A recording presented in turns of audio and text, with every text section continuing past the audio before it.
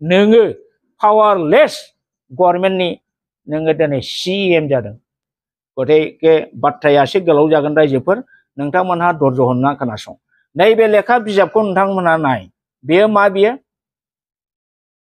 some importance of Bodos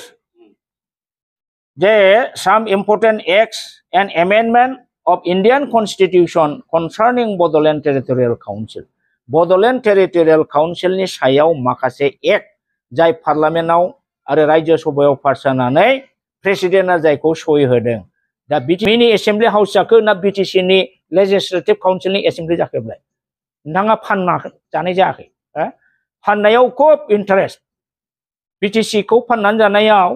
नोंथाङा बिराद गोजोनो बिनि मजाया आलदा दा नोंथाङा बे रोखोम मावदों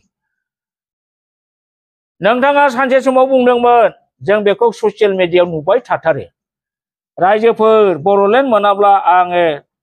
CM GM चिफ आरो मेम्बार जेबो जाया इमनकि आं गावबुराबो जाया होननानै एबसुनि पताकानि खुन्थियाखौ गोबानानै मोदै र' गाबफ्लादोंमोन नोङो प्रमद बर' बेसेबां लासिंसिं मानसि गावबुराबो जाया होनलायलायनाया दिनै मा जाखो नोंलाय थार्ड क्लास दा ग्रेट बिटिआर सक्ति खालामफ्लानानै हाग्रामाखौ जोख्लायनानै नोङो पावारलेस गभर्नमेन्टनि नोङो दिनै CM जादों जाय CMआ नोङो केबिनेट रेंक बा स्टेट मिनिस्टार रेंकनि प्रट'कल गैया पावार गैया नोंहा थाखा गैया नोंहा दा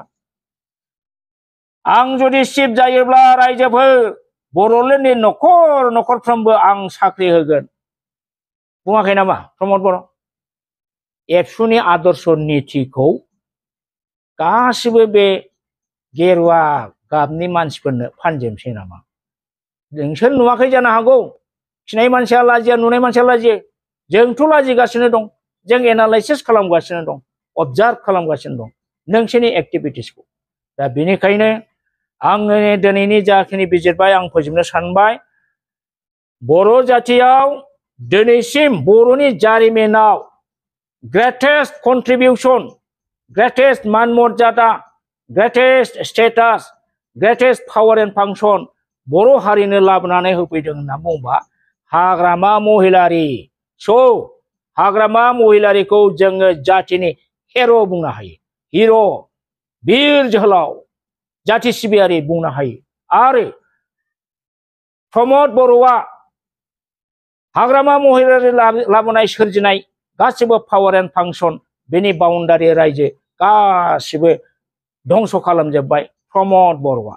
नंखायनो जोङो प्रमद बर'खौ हिर'नि लिस्टआव दोननाय नङा प्रमद बर'आ जिहेतु डेस्ट्रयार बे भिलेनाव गोलैयो भिलेन